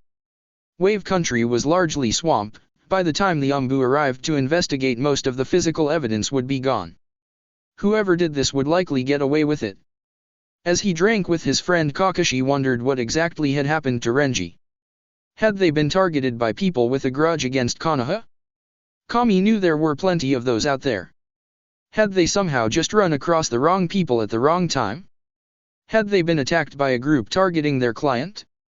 That seemed the least likely. Rogue ninja were expensive. Who in their right mind would spend that kind of money to kill a bridge builder? In any case, he took the news as a reminder that any mission could turn lethal at any time. He would make sure to keep an eye on his kids. As Naruto locked the door to his apartment and headed to the gate, he had a huge smile on his face. Not one of the usual smiles that covered up the hurt and rage he felt. This was an honest smile. He was excited at the prospect of his first real mission and of the idea of actually leaving Konoha for a while. When he'd been a child, he'd often thought of running away. Of escaping this horrible place and all its cruelties. Some nights he would dream about it. The idea would fill him with hope and excitement. But he was always afraid too. He didn't know what was out there beyond the village walls. What if the people there all hated him too? And what if he left and never saw Gigi again? The idea of leaving forever at once tempted and tormented him. Arriving 20 minutes early, he was glad to see he was the first to get there. The 50-foot-high gates were open, of course. Though it was early morning, there was light traffic as carts and people on foot came and went. For a ninja village, it was surprisingly easy for people to come and go. Merchants arrived all the time with the goods people demanded, local farmers came with the food people needed, and the civilians were free to come and go as they pleased. Being a ninja, he was not. He could not leave the village unless he was on a mission from the Hokage. Standing there, his heart was pounding. He could see the road that seemed to stretch out forever. He had no idea what Hokkaido was like, but for him it seemed as foreign and exotic a place as Iwa or Suna. It was somewhere else, somewhere different, and the idea of going there and leaving this place for a time had him grinning from ear to ear. About 10 minutes later Sasuke and Sakura arrived together. Naruto had no doubt they had run into one another on the way here and Sakura had decided to tag along. Amazingly Sasuke actually looked to be in a good mood for once. He at least was tolerant and Sakura walked at his side. She was beaming, a content look was on her face and her eyes locked onto Sasuke. Enjoy it while you can, you dumb fangirl, his good moods never last long. When he'd finally given up on her he'd realized just how pathetic he must have appeared to everyone. He'd treated her the same way she treated Sasuke. He'd made a fool of himself again and again in the desperate hope that somehow or other it would win him some approval. It never did of course, and the more he'd done for her the worse she'd treated him. It was amusing to see the same happen to her now. He could already tell what would happen. She would read too much into the fact he was willing to tolerate her right now. She would get her hopes up. Then later when he was back to his same old moody self she would be crushed to learn nothing had changed. For someone who's supposed to be so smart she sure is a moron when it comes to him. Then again I wasn't any better. In an odd way he owed Mizuki his thanks. No matter how painful the experience he had finally learned the truth. Not just about what he was but that he could never hope to win people over. No matter how much it hurt it was still better to face the truth and deal with things as they were, not as you wanted them to be. I guess that's part of growing up. He kept his thoughts well hidden and greeted his teammates. The three of them settled in for what they expected to be a 2-hour wait. But to the amazement of the entire team Kakashi came strolling along book in hand at exactly 8. "You're actually on time," Sakura cried out. "A mission from the Hokage is serious business and needs to be treated as such," Kakashi said pleasantly. "Does that mean meeting us each day doesn't count as serious business?" Naruto asked. "That's right," Kakashi said while reading his little orange book. If looks could kill he'd have burst into flames there and then. "All right team, let's go. 2 days to get there, 3 for the festival, and 2 to come back." He walked out of the village with his team trailing him. "Try not to get lost or killed, okay?" The 2-day trip there went by without incident. Kakashi had them sleep in their sleeping bags while keeping a watch. Naruto had offered to have his clones take care of all that, but as with their ranks Kakashi insisted that everyone do their part. Though they would just be acting as security Kakashi made a point of treating it like a serious mission. He wanted them to practice the same habits they would need on more important and more dangerous work. Though Haikuto was designated a village, it was actually a prosperous small town of about 60,000. It was the capital of its prefecture. Entering the village it was easy to see the preparations people were making. Streets were being swept clean and everywhere, on every door and window, people were displaying flowers or green branches. In the middle of the village there was a large open-air marketplace that was crowded with stalls offering different games and tasty foods. All the people were smiling and in a fine mood. Naruto at first felt a little weird because the people here weren't glaring at him or ignoring him. When he stopped to think about it he realized that made sense. The people here didn't know who he was. To them he was just a kid with some weird scars. Having people smile at him and treat him the way they treated his teammates was definitely strange. When you grow up being treated a certain way you just accept that's how things are, and how they are meant to be. Even if you hate it you just figure that if everyone is treating you that way it must be for some reason. His mind understood the reason for it now, but he still found he was so ingrained to being hated and ignored he had trouble accepting normal treatment. Entering the village Kakashi had asked the local residents where he might find the mayor and had been directed to the open-air market. There they found him. The mayor was a middle-aged man with a wide belly dressed in plain work clothes. When they first saw him he had a hammer in his hand and was helping put a stand up. "We don't worry much about formality here," Mayor Binya told them. "Thank you for coming to provide security." He glanced at Naruto, Sakura, and Sasuke worriedly. I had expected your team to be made up of adults." "There's no need for concern," Kakashi assured him. "Despite their ages all the members of my team are real ninja while I am an elite jonin. I promise you we can handle things during your festival. We'll take care of crowd control and see to it no one causes trouble." "Crowd control?" Binya blinked at him. "Our own police force can take care of that. That's not why you were hired." Now Kakashi looked surprised. I'm sorry, but the request was for security during the 3 days and nights of your festival. Was that a mistake? No, you are here to provide security for the next 3 days. But not for the festival. Beneath his mask Kakashi frowned. Then what are we providing security for? The mayor looked around nervously. Please come with me. Binya took them out of the village and into the nearby woods. About a couple miles from Hokage they came to a modest wooden house with a small garden. He led them up the stone walkway and opened the door. Inside was a room empty of any furnishing but a small mat. Hanging on the walls were portraits symbolizing various kami and earth spirits. Kneeling on the mat, and apparently deep in meditation, was a young girl of perhaps 8 or 9. She was dressed in a white tunic and loose red pants of a priestess. Her long black hair was tied in a ponytail that ran halfway down her back. She remained where she was kneeling with her eyes closed, not noticing the opening of the door or the 5 sets of eyes that were watching her from it. Her name is Shizuku, she is our priestess of the spring. Binya whispered. Your job is to protect her. Kakashi's one visible eyebrow rose. You went through the expense and trouble of hiring us just to protect a priestess for 3 days. Binya quietly slid the door shut again. That is the time she will be in danger. Danger? Binya nodded solemnly. I am afraid someone is going to try and murder her. Murder? Sakura gasped. Kakashi motioned her to be silent. Has someone made a threat against her life? You could say that, during each of the last 7 festivals our priestess of the spring has been found brutally killed. And all of them were children around Shizuku's age. 7 murders. Kakashi said. Binya nodded. Do you have any suspects? The entire village, the mayor said sadly. Kakashi looked at him stonily. You're going to have to explain that. Hokage is a very old village with many old customs. The mayor looked down in shame. Among them the custom of human sacrifice. In ancient times a pure and innocent child would be offered up to the spirits of the earth. A boon you might say, her life and blood in return for bountiful harvests and peace within our lands. A lot of places used to practice that, but the custom fell out of favor hundreds of years ago. Kakashi pointed out. The same was true here, until 7 years ago.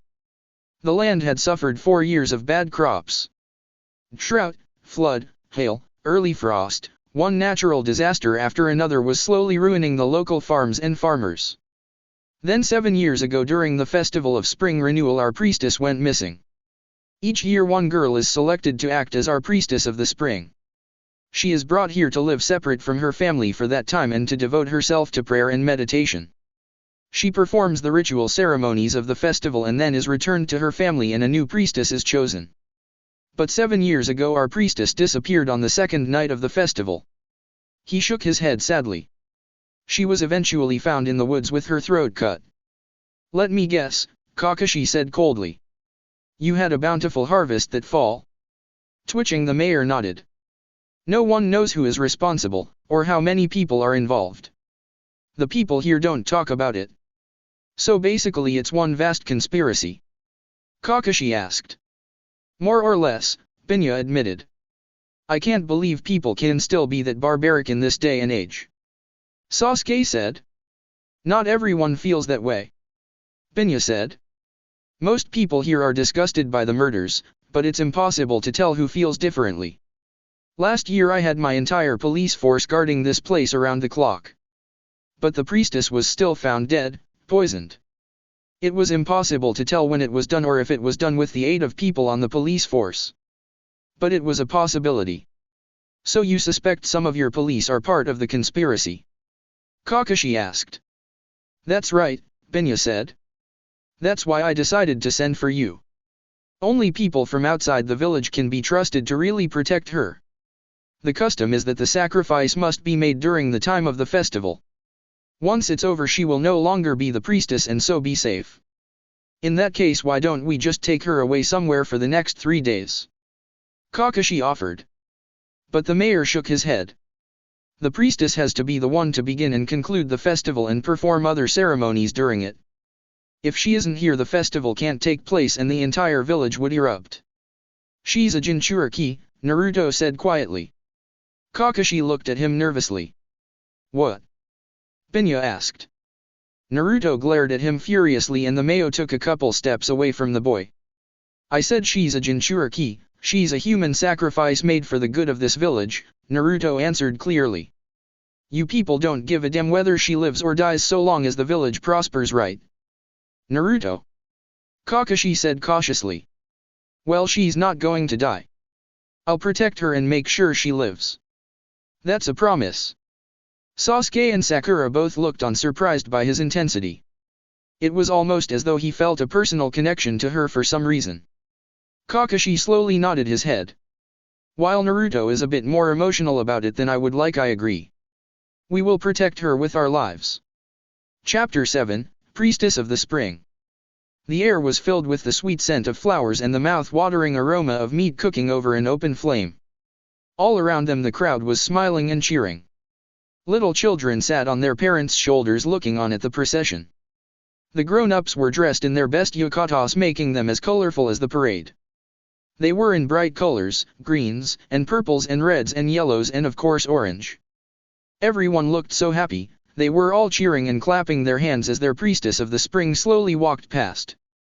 She was preceded and followed by school children in their own bright yukatas. The children carried tree branches and flowers, symbols of spring renewal. No one seemed to make a big deal about the 20 orange-clad ninja who walked along, keeping the priestess surrounded at all times. Each Naruto kept his eyes scanning the crowd and the rooftop for any possible threat. He spotted some movement on a roof and tensed. He relaxed when he saw it was just the Teme. Sasuke and Sakura would keep an eye from the roofs while he was the one who stayed near Shizuku. Kakashi was somewhere in the crowd in a henge. Naruto picked up his scent and knew he was moving along with the procession but had no idea which face was his. Their job was to protect Shizuka for these 3 days and they were all serious about keeping her safe. Flashback. Shizuka was looking calmly at the 4 ninja who had come to keep her safe. Binya had introduced them to her and explained that they would be staying at the shrine during the festival to protect her. The mayor had then excused himself to return to his carpentry. The little priestess had accepted their arrival with a serenity that caught them all off guard. I understand that you will be staying here in the shrine, she said quietly. She smiled at them innocently, a child's smile. No one else ever stays here with me. Nori comes and teaches me and Momo cooks for me, but otherwise I am always alone. I think it will be nice to have company. Do you ever have contact with anyone other than your caretaker and your teacher? Kakashi asked. The little girl shook her head. Everyone else stays away from here and I am not supposed to leave the shrine. You must get really lonely, Naruto said in a soft voice. Shizuka looked at him. Not really, I meditate and pray to pass the time. I know what I am doing is important to the village so I don't mind it. Naruto was very surprised to find he actually believed her. There was not a whiff of resentment coming off her. He knew how hard it was to be all alone, so he couldn't begin to understand how she could be all right with it. Don't you have any friends? Anyone you can talk to? He asked. Kakashi glanced at Naruto silently. I have only Nori and Momo, she said. I have a mother I have not seen since I became priestess. I would really like to be with Kasen again. But that is not for me to decide. What do you mean? Whether or not I see Kasen again is karma. What will be, I cannot change it but only accept it. Then you understand the reason why we are here? Kakashi asked carefully. She simply nodded. I know that the 7 priestesses before me were all sacrificed, and that you are here to try and prevent that from happening to me as well. How can you be so calm about it? Sakura blurted out. Some people out there want to kill you. Why aren't you scared? Because I have been taught to accept whatever fate is meant for me. Whatever my karma is, I accept it, she said tranquilly. What if your karma is to be murdered in the next 3 days? Naruto asked. Would you just accept that? Yes, she said. Well, you know what? Fuck karma. Naruto. Sakura said sharply. You can't say that to her. Why not? It's what I honestly feel. You cannot oppose what is meant to be, Izuka told him politely. She did not seem offended or bothered by what he had just said. We must all bend before the wind. To resist fate only causes suffering. Do you not believe in karma? Hell no, he said with a sneer. Cause, my karma was to die all alone, hated by everyone. If I was going to pay attention to what fate or kami or whoever planned for me, I'd have laid down and died a long time ago. But I decided instead that I was going to be Hokage one day. Not because it was my karma, but because it was what I wanted. That's my dream and I'll make it come true no matter what it takes. Izuka's eyes widened a bit at the passion and fervor of his words. But aren't you afraid of what will happen if you oppose what fate has in store for you? Whenever a soul opposes its natural destiny, only suffering can come as a result. So what? Naruto asked. Life is filled with suffering anyway. If I have to suffer anyway, it might as well be to fulfill my dream. What's your dream? What? She asked in confusion. What's your dream? He repeated. What is it you want from life? She looked a little nervous, a little unsure of herself. I don't have a dream, I am ready to accept whatever comes. Come on, everyone has a dream, everyone has something they want. He pointed at Sasuke. The Teme there wants to kill a certain man and restore his clan. Sasuke said with a slight frown. He pointed at Sakura. She wants to have the Teme fall in love with her and give him a whole herd of little pink-haired kids. Hey. He pointed at Kakashi. He just wants to spend the rest of his life doing nothing but reading porn. Kakashi shrugged. Well, that's true. As for me, I'm going to be Hokage and rule my village. He gave her a big triumphant smile. So what do you want? She looked down and squirmed a little. It is selfish to have personal desires.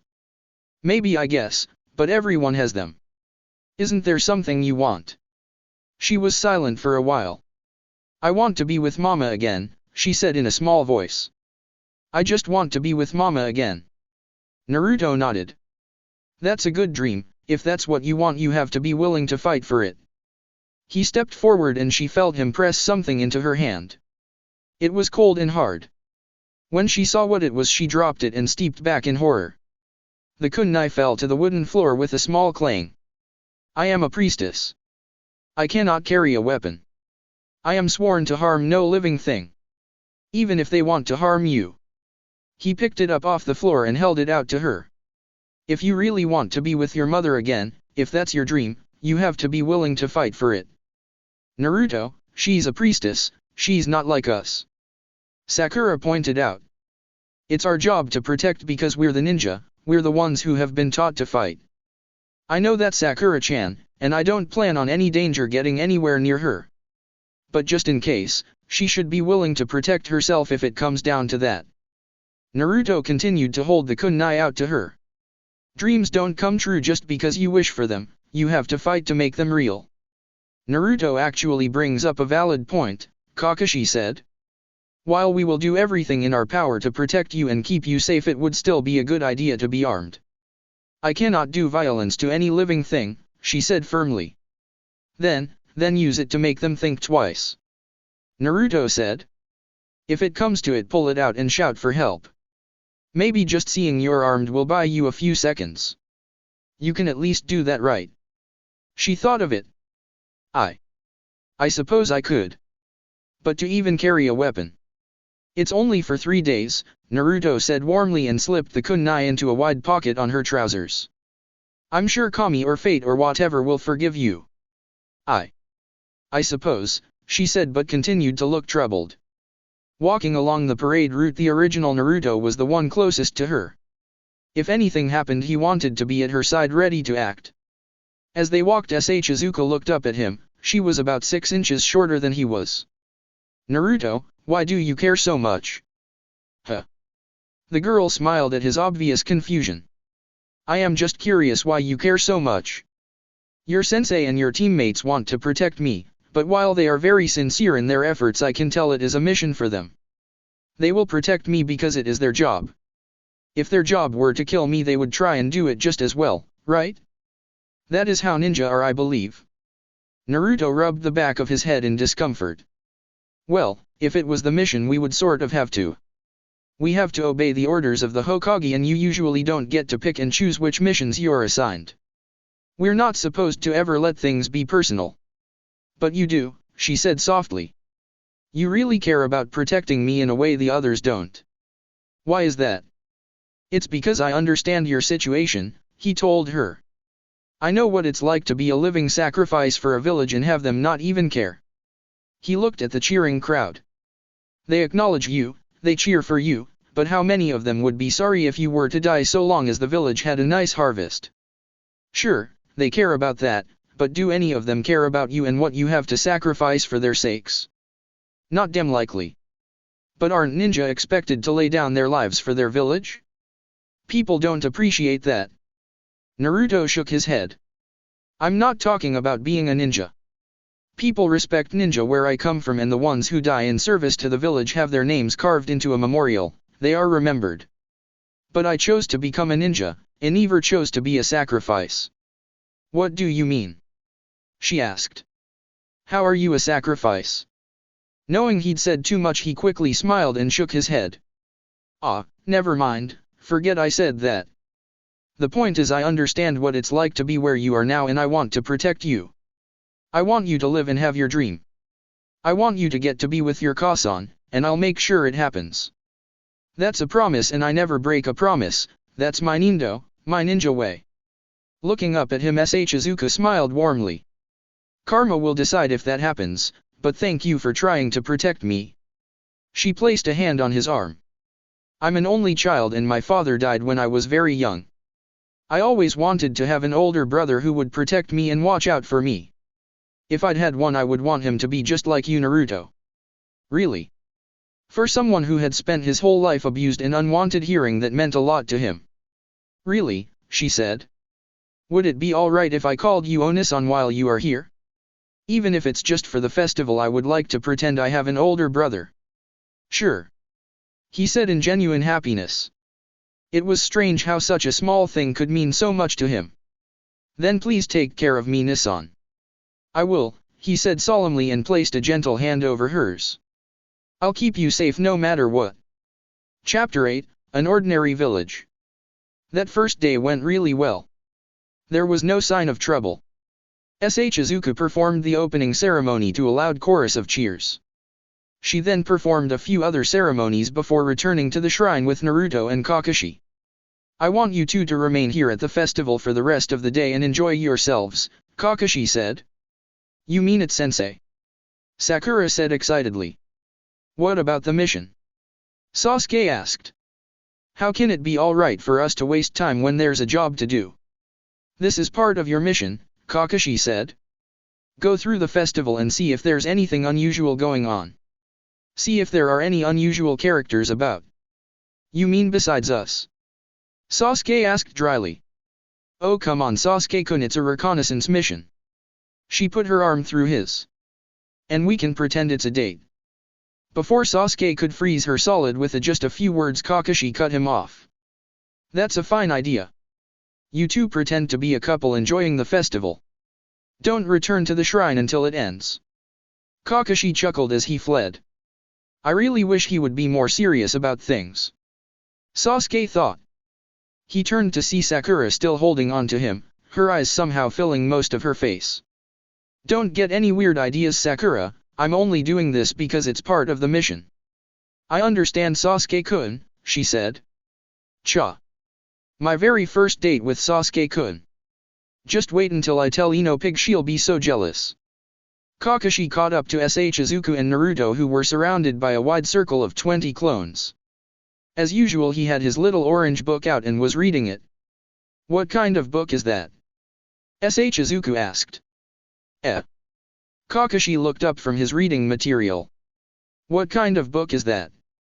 Shizuka repeated. She squinted her eyes a bit. Come Paradise? That's an odd title. Having an 8-year-old questioning him about what he was reading was a bit embarrassing. The fact she was an actual priestess made it worse. Ah, well, you see. It's a dirty book that he reads all the time, Naruto told her matter-of-factly.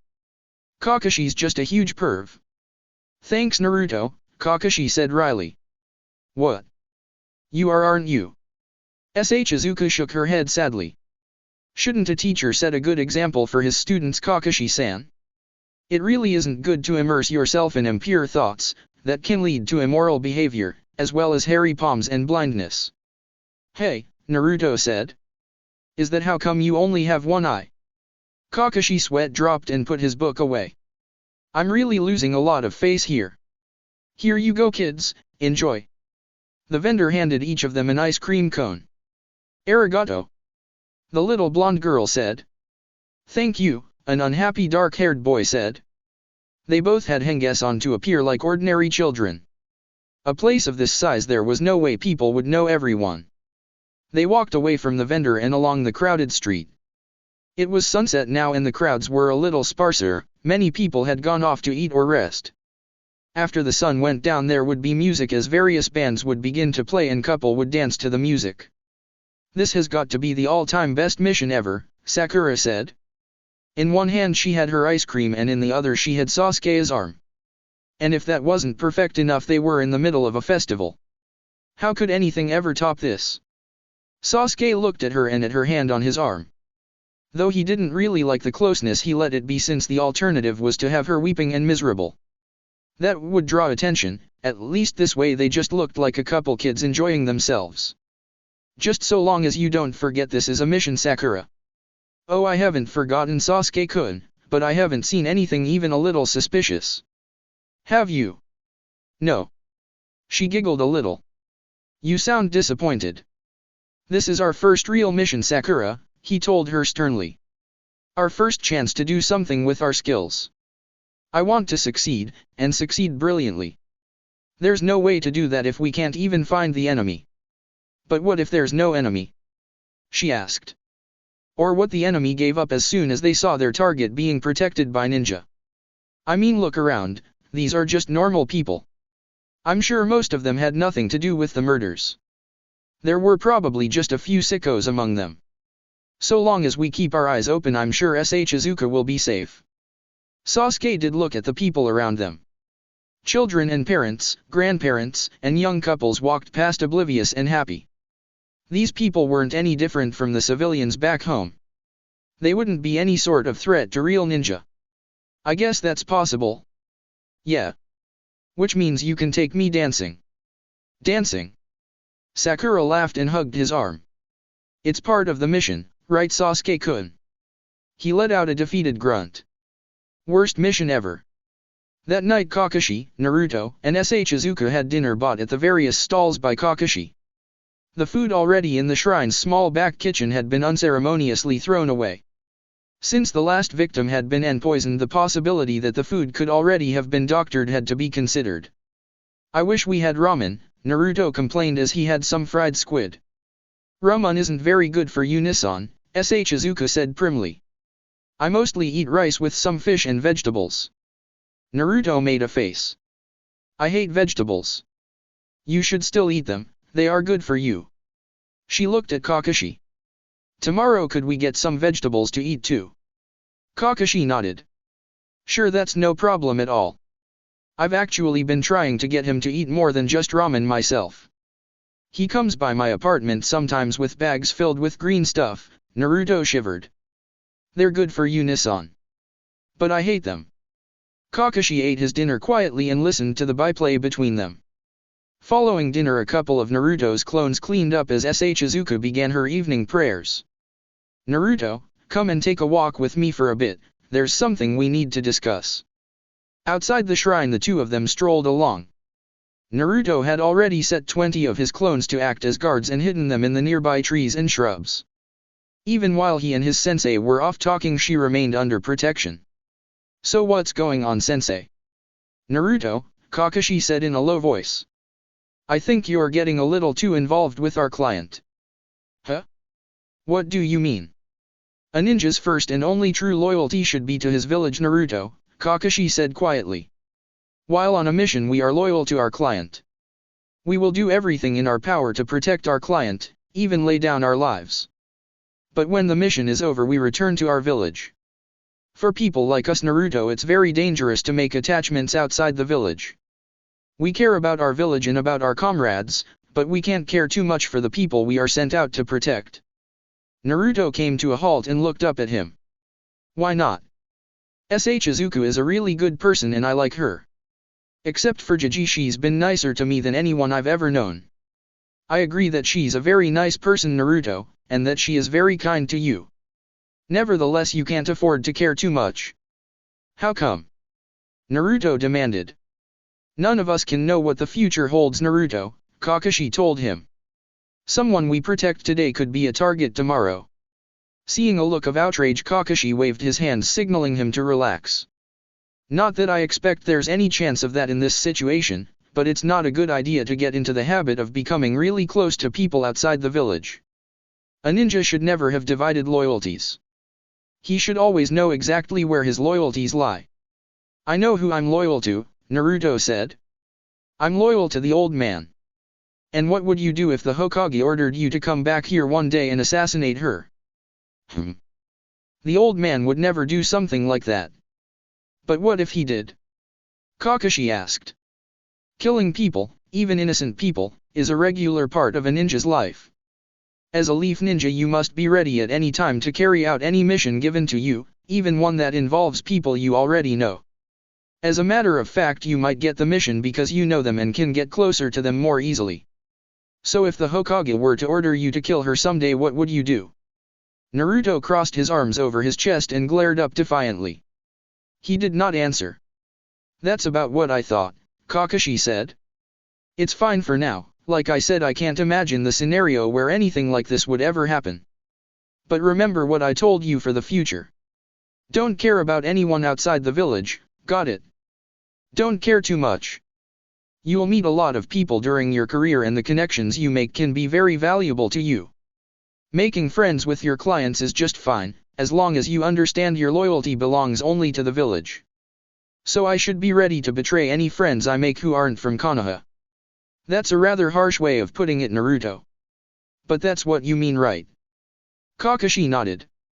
More or less. Sasuke and Sakura returned a little after 10. Other than Sakura gushing about what a marvelous dancer Sasuke was, there was nothing for them to report. So far as any of them could tell, there was nothing out of the ordinary about Hikto or its festival. The first full day of their mission had gone well. The trouble began late that night. Long after they had put out the lights and gone to bed, 5 figures dressed in black moved through the woods. With blades in hand, they approached the shrine. That's it for part 1. Thank you for watching and see you on the next video.